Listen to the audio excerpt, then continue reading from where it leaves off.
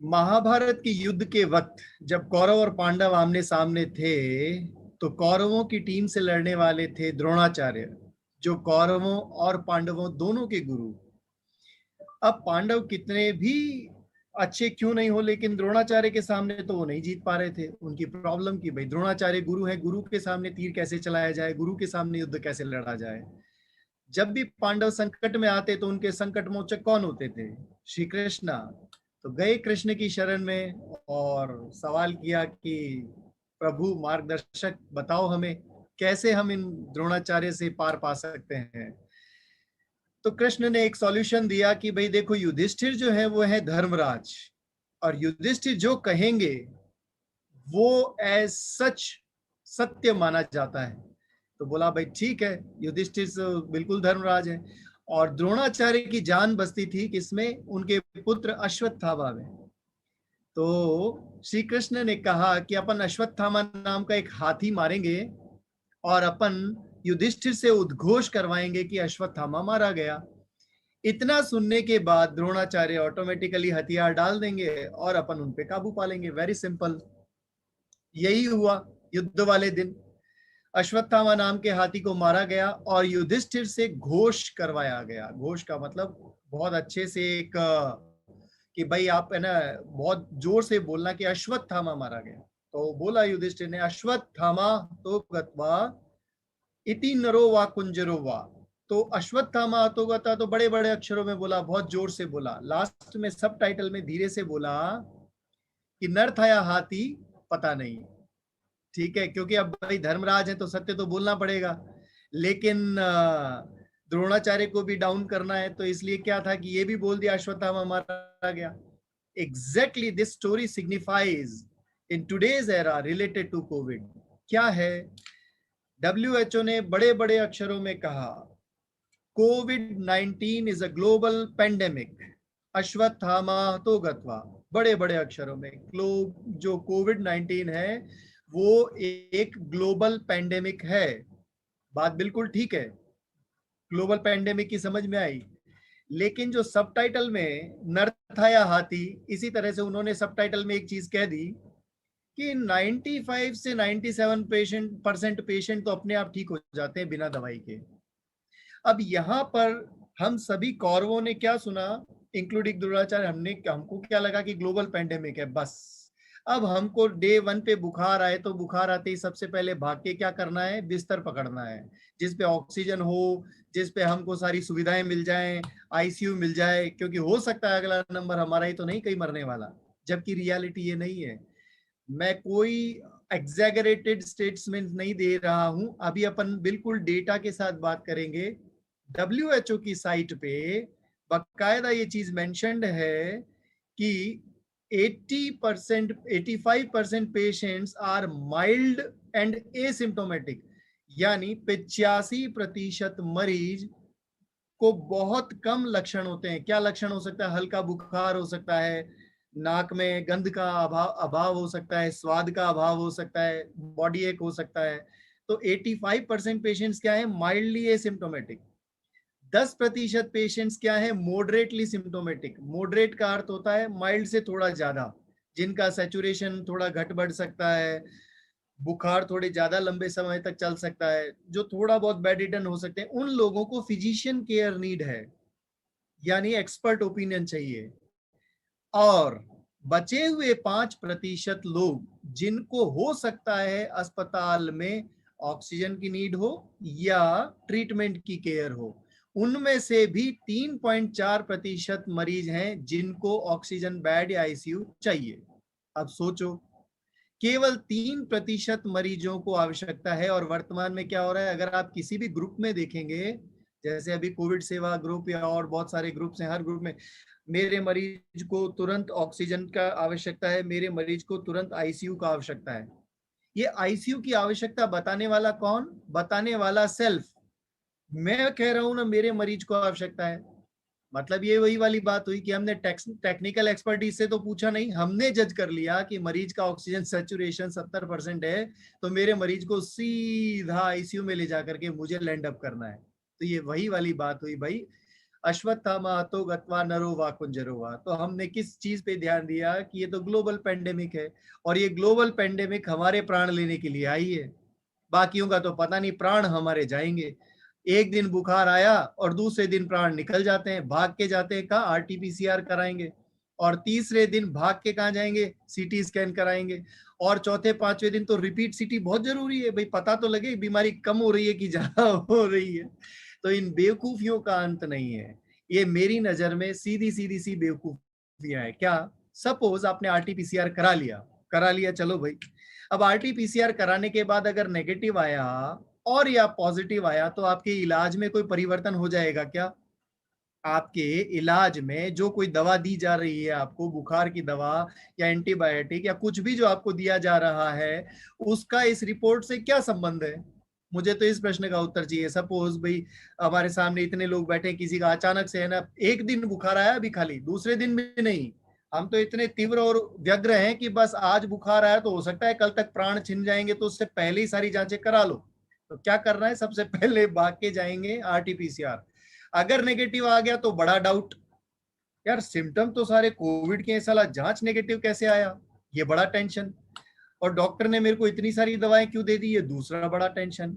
और गलती से जांच पॉजिटिव आ गया, आरटीपीसीआर पॉजिटिव आया, तो सबसे पहला काम क्या, अपने कॉन्टैक्ट लिस्ट में देखना है डॉक्टर कौन कौन है। सबसे पहले डॉक्टर्स को ढूंढना, अच्छा ये है, इससे बहुत दिन हो गए बात किए हुए, डॉक्टर साहब मेरा सैचुरेशन 80 आ गया है, अब मैं परेशान हूँ, आरटीपीसीआर पॉजिटिव है, सीटी भी करा लिया है, अब क्या करूं? क्या करोगे भाई, क्या कर सकते हो तुम? तुम्हारे बस में जब कुछ नहीं है तो भागना बंद करो, सबसे पहला काम। अच्छा, एक और छोटी सी स्टोरी है इसी के साथ।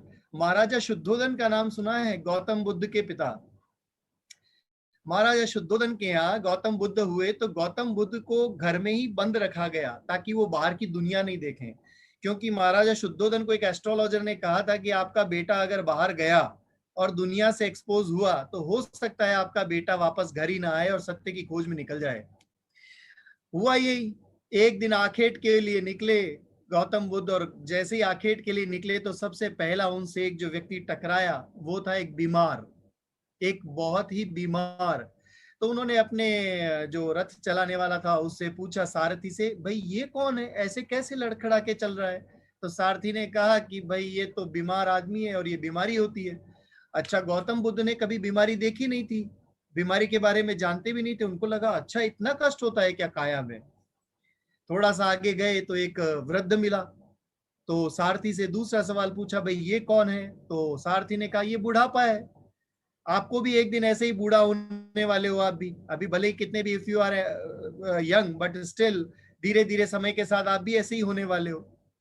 गौतम बुद्ध को बड़ा आश्चर्य हुआ, उनको लगा मैं इतना सुंदर दिखने वाला नौजवान युवक जो राजा की कुर्सी पे आज बैठा हूं, सब कुछ है मेरे पास, मैं ऐसा कैसे हो जाऊंगा? आगे गए, आगे गए तो एक शव यात्रा जा रही थी, उस शव यात्रा को देख करके और गौतम बुद्ध ने फिर सारथी से पूछा ये क्या है? तो सारथी ने बोला ये मृत्यु है, ये भी एक दिन होने ही वाली है। अब आप सोचो, बीमारी, बुढ़ापा और मृत्यु, ये तीन चीजें हैं। और इस वर्तमान में इन तीन चीज के अलावा क्या है जो आप देख रहे हो?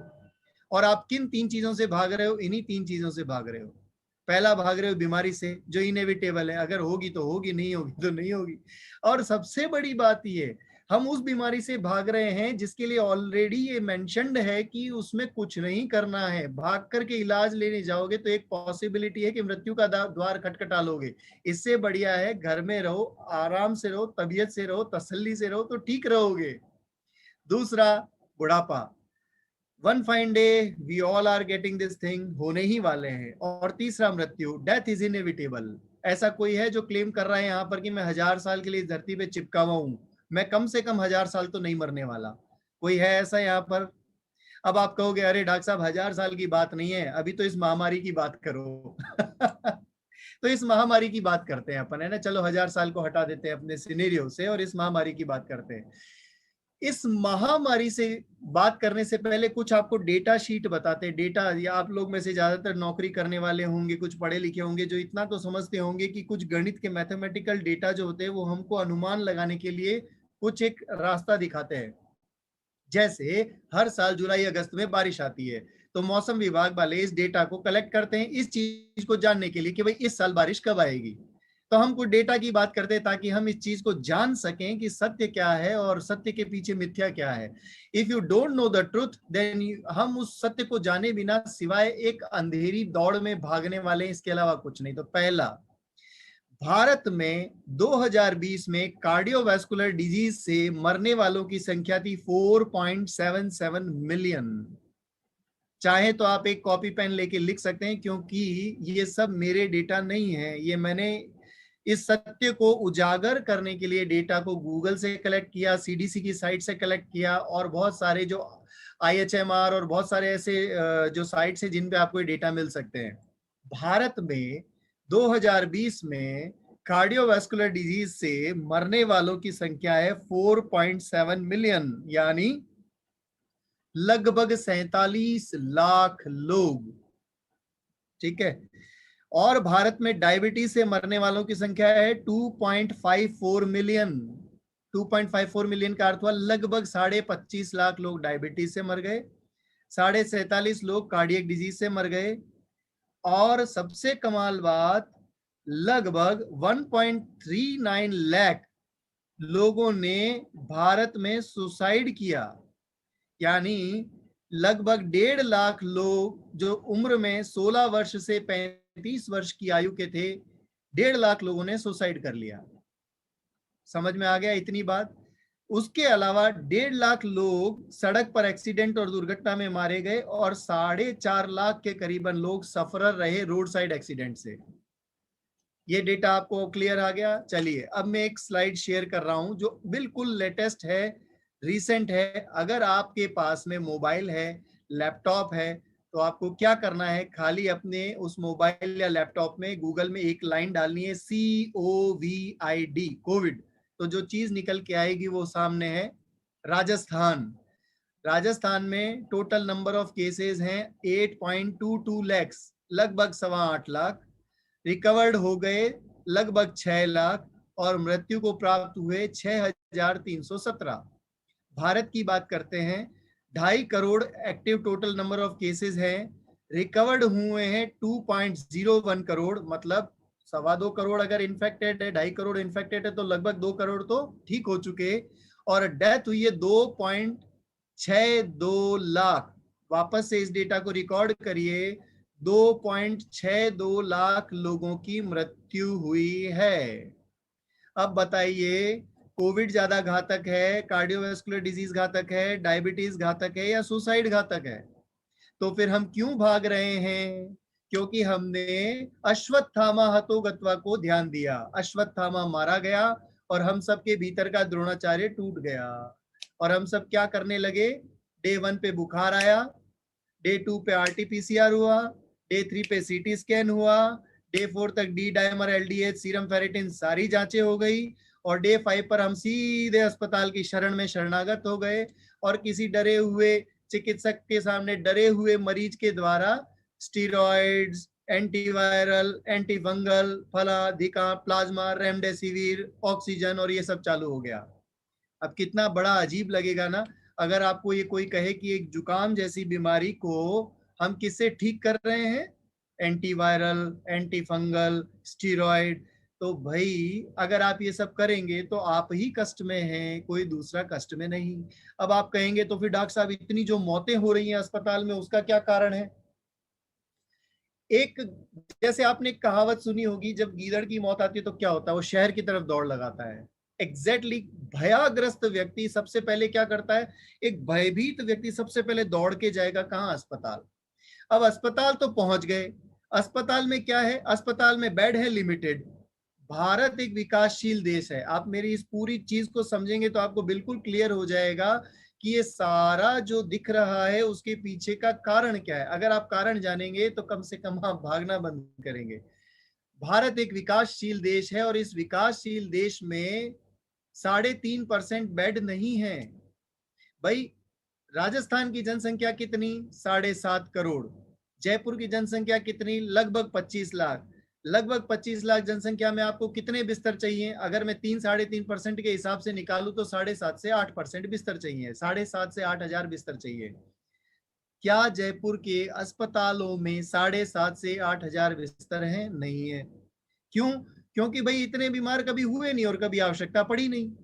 वी नेवर नो, हमको पता ही नहीं था ऐसा कभी कुछ हो जाने वाला है।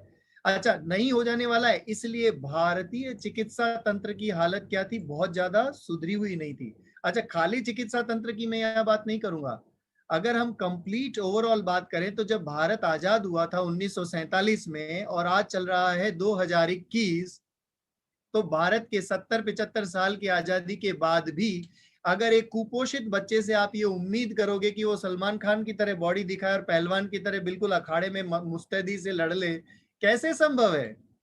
हम एक कुपोषित बच्चे से उम्मीद लगा रहे हैं कि ये अखाड़े में बिल्कुल रेसलर के जैसे सबको हरा के आ जाए। और ये कुपोषित बच्चा कौन है? हमारा सिस्टम है, हेल्थ केयर सिस्टम है। अब इस कुपोषित बच्चे के सामने पहुंच गया साहब पहलवान के जैसे एक महामारी की फॉर्म में कोई भी एक छोटी मोटी बीमारी। अब आप कह रहे हो कि नहीं भाई अब तू तो इसे लड़के दिखा। तो यहाँ पे जो भी दुर्घटना और घटना घट रही है के पीछे साधारण सा कारण ये है कि हम संसाधनों का गलत इस्तेमाल कर रहे हैं। संसाधन हैं, पूरे हैं, लेकिन उनका गलत इस्तेमाल हो रहा है। कैसे? पिछले साल जब ये बीमारी आई थी तो हम किन चीजों से जूझे थे? अगर आप लोगों को याद हो तो मास्क, सैनिटाइजर और पीपीई किट, है ना? अगर आप लोगों को याद हो तो क्या नहीं था हम लोगों के पास में? मास्क नहीं थे, सैनिटाइजर्स नहीं थे, पीपीई किट नहीं थे और उन सारी चीजों की कालाबाजारी चल रही थी। और अगर आज की बात करें, वर्तमान परिप्रेक्ष्य की बात करें, एट प्रेजेंट मोमेंट अगर हम बात करें तो हमारे पास में क्या नहीं है? ऑक्सीजन नहीं है। अगर एम्फोटेरिसिन भी थी तो उसकी कालाबाजारी हो गई। रेमडेसिविर भी अथाह थी पर उसकी भी कालाबाजारी हो गई। तो हर चीज की कालाबाजारी क्यों? क्योंकि हमारे सिस्टम में, हमारे खून में ये चीज शामिल है। भारत में जब 1947 के आसपास अकाल पड़ता था तो क्या होता था? धान, दलहन, दालें, उनकी कालाबाजारी हो जाती थी अकाल के वक्त। धान, दलहन यानी दालें, उन सब की कालाबाजारी हो जाती थी। अब फॉर्चुनेटली हमारे पास कम से कम खाने पीने के सामान तो अथाह हो गए, क्योंकि भारत एक कृषि प्रधान देश है, इसलिए उसकी कालाबाजारी अब नहीं होती। बट स्टिल दवाओं की कालाबाजारी होने लग गई। तो ये यहाँ पर कोई, अगर आपको लगता है कि चाइना जैसे किसी देश ने षड्यंत्र किया है और ये बहुत गंदी महामारी है, देखो कितने लोग मर रहे हैं, नहीं नहीं नहीं नहीं नहीं, ये हमारे ही कारण से है सब कुछ जो दिखाई दे रहा है। हमारे भीतर कहीं ना कहीं वो अभी भी दानवत्व मौजूद है जो हम अपनी आंखों के सामने मरते हुए देख रहे हैं लोगों को। तो इसमें कोई दोषी नहीं है। दोषारोपण करने से बेहतर है हम इसमें क्या इम्प्रोवाइज कर सकते हैं, ज्यादा इंपॉर्टेंट है।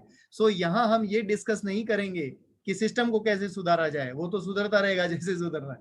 हम यहाँ डिस्कस ये करेंगे कि इस बीमारी से या अगर ऐसी सिचुएशन आ जाए तो उससे कैसे निपटा जाए। तो सबसे इंपॉर्टेंट चीज जो मैंने आपको बताई यहाँ पर, वो आपको एक एग्जाम्पल दिया सारे डेटाज के साथ में। आप एक कल्पना करो, 7 करोड़ के जनसंख्या वाले इस राज्य में अगर 6,000 मृत्यु हुई है या 6,500 मृत्यु हुई है तो वो कितना परसेंट होगा? इसका क्या परसेंटेज कैलकुलेट करेंगे आप? किसी बीमारी की भयावहता को नापने का एक क्राइटेरिया होता है, टेक्निकल टर्म में उसे हम कहते हैं केस फैटेलिटी रेट, यानी बीमारी की भयावहता को नापने का पैमाना। और वो कैसे नापते हैं? तो जितने मर गए उसमें अगर हम संक्रमितों की संख्या का भाग लगाएं तो उससे निकल के आता है केस फैटेलिटी रेट। जैसे अगर मैं ये बात करता हूं, राजस्थान में लगभग 8.2 लाख केसेस हैं जिनमें से मृत्यु हुई है 6.3 लाख की, सॉरी 6,000 की। तो 6,000 डिवाइडेड बाई 8 लाख, ये होगा case fatality rate for Rajasthan. 6,000 divided by 8 lakh, क्या हुआ? ये संख्या कितना आएगा? 0.00 समथिंग कुछ। इसका क्या मतलब हुआ? लाख में से कोई एक व्यक्ति मरता है जो संक्रमित, 1 लाख में से कोई एक दो व्यक्ति मरते हैं। तो क्या आप ही वो दुर्भाग्यशाली हैं क्या जो उन लाख संक्रमित में से मरने वाले हैं? तो इतनी हाय तौबा मचा रखी है, भाग भाग के भाग भाग के भाग भाग के। सैचुरेशन 70 हो गया, भागो। सैचुरेशन 80 हो गया, भागो। अभी भाग के सीटी स्कैन कराओ, अभी भाग के आरटीपीसीआर कराओ, अभी भाग के डी डाइमर देखना है मुझे। आप में से कितने लोग हैं जिनको फुल फॉर्म पता है डी डाइमर की, जो ये जानते हैं डी डाइमर क्या होता है, या सीरम फेरेटिन क्या होता है, या एलडीएच क्या होता है, या सीपीके क्या होता है? जब हम जानते नहीं तो एक अनजान भय से भागना कहां तक उचित है? अनजान भय से भागने के कारण क्या होता है? संसाधनों का गलत इस्तेमाल। क्योंकि देखो, एक ने कैलकुलेट करके बता दिया 0.75% जो भी है। मैं तो देखो इसलिए कैलकुलेट नहीं करता हूं क्योंकि मुझे ये पता है 1% से अगर कोई बीमारी का केस फैटिलिटी रेट है तो हम उसे बीमारी नहीं मानते। मतलब मैं तो नहीं मानता हूं। आप लोगों को मानना है तो आप उसे बीमारी मानिए, बीमारी से तकलीफ में आइए, अपने आप को परेशान कीजिए, और परेशान अपने आप को तो कीजिए, अपने घर वालों को भी कीजिए, और ऐसा हो रहा है। आपको जान के बड़ा आश्चर्य होगा, वर्तमान में कोविड फिजिकल इलनेस से ज्यादा मेंटल इलनेस हो चुका है, मानसिक बीमारी हो चुका है कोविड। लोग शारीरिक रूप से परेशान नहीं है, लेकिन लोग मानसिक रूप से परेशान होकर के भाग रहे हैं इधर उधर। आप देख लो, भले किसी भी जो भी लोग हेल्पलाइन में अभी आज के टाइम पे जुड़े हैं, जो भी लोग इस दुनिया में हेल्प कर रहे हैं, वो उस ग्रुप में क्या देखते हैं? रात को कल मेरे पास 2:30 बजे एक फोन आया कि मेरा पेशेंट का सैचुरेशन ये है, 70% हो गया है। मतलब पढ़े लिखे लोगों की बात कर रहा हूं मैं। अनपढ़ व्यक्ति तो बिल्कुल डर ही नहीं रहा, उसको तो वैसे भी फर्क नहीं पड़ रहा। आधा पढ़ा लिखा व्यक्ति और आधा नॉलेज वाला व्यक्ति ज्यादा डरता है। वो मेरे को फोन करके बोलते, डॉक्टर साहब मेरा सैचुरेशन 70% हो गया। अगर इसी ग्रुप में सुन रहे होंगे तो उनको पता लग जाएगा 70% हो गया, मेरे को अभी का भी ऑक्सीजन चाहिए, मेरे को आईसीयू में बेड दिलाओ एसएमएस में। मैंने कहा एक बार तसल्ली रखो, आप थोड़ा सा उस जो आपने पल्स ऑक्सीमीटर लगाया है उसका सेल बदलो, दोबारा उसको लगाओ और फिर रीडिंग ले। उन्होंने सेल बदला, दोबारा रीडिंग ला, अरे डॉक्टर साहब मैं अभी भी सैचुरेट। मैंने कहा देखो ऐसा है, वहां पर एक चीज और नोट करो, पल्स क्या है और सैचुरेशन क्या है। तब उनका दिमाग क्लियर हुआ कि अरे मेरा तो सैचुरेशन 98 है, मेरा पल्स रेट 70 है ना ऐसा? तो भाई जब तुम्हारा दिमाग खराब हो सकता है तो एक मशीन का सेल खराब नहीं हो सकता है क्या? हम मशीन पे रिलाई कर रहे हैं, हम जांच पे रिलाई कर रहे हैं, लेकिन हम किस पे रिलाई नहीं कर रहे? हमारे इस इम्यून सिस्टम पे रिलाई नहीं कर रहे। हम इस चीज पे बिलीव नहीं कर रहे कि हमारे शरीर के भीतर एक ताकत है जो इस बीमारी से लड़ सकती है। और ये ताकत कब टूटती है? जब हम सबसे पहले कहीं ना कहीं फियर में होते हैं, एंग्जाइटी में होते हैं, भय या चिंता में होते हैं, तो ये ताकत टूट जाती है। इस भय और चिंता से अगर आप निजात पालेंगे तो मेरी बात का यकीन मानिए, अगर आपका सैचुरेशन 70% भी आ चुका है तो आप घर में अपने पलंग पर आराम से बैठे बैठे ठीक हो जाएंगे, बिना किसी स्टीरॉयड के, बिना किसी एंटीवायरल के, बिना किसी दवाई के हो जाएंगे। मेरी बात का यकीन मानिए। मेरी बात का यकीन नहीं करते हैं तो WHO की बात का यकीन कीजिए, जिसने ऑलरेडी आपको ये समझा दिया कि ग्लोबल पेंडेमिक है। एक बात तो सुन ली कि भैया पेंडेमिक है, उसके बाकी की बात भी तो सुनो। WHO ने रिसेंट रिसर्चेस में कह दिया, there is no role of remdesivir, there is no role of plasma, there is no role of other drugs even. जब इनका रोल नहीं है तो फिर हम भाग भाग के क्यों रेमडेसिविर लेके आते हैं? चूंकि एक किसी चिकित्सक ने लिख दिया कि भाई लेके आओ। मेरे पास पहले शुरुआत में फोन आए रेमडेसिविर के लिए तो एक वीडियो बना के डाला मैंने एज ए मैसेज सबके लिए। रेमडेसिविर का कोई रोल नहीं है। फॉर्चुनेटली ये प्रूव भी हो गया, फॉर्चुनेटली ये प्रूव भी हो गया कि रेमडेसिविर का कोई रोल नहीं है। और मेरी बात को याद रखिए, आज ये रिकॉर्ड भी हो रहा है सारा सेशन, कुछ महीने बाद जो मैं अभी यहाँ बैठ के बोल रहा हूँ यही रिजल्ट निकल के आने वाले हैं कि भैया कोविड वोविड हो गया, आप अपने अपने सब काम करो, मस्त रहो, ये ऐसी बीमारियां आती और जाती रहेंगी। न्यूमोनिया होता है, न्यूमोनिया ठीक भी होता है, लेकिन अगर आप भयग्रस्त रहेंगे तो ये न्यूमोनिया बढ़ जाएगा।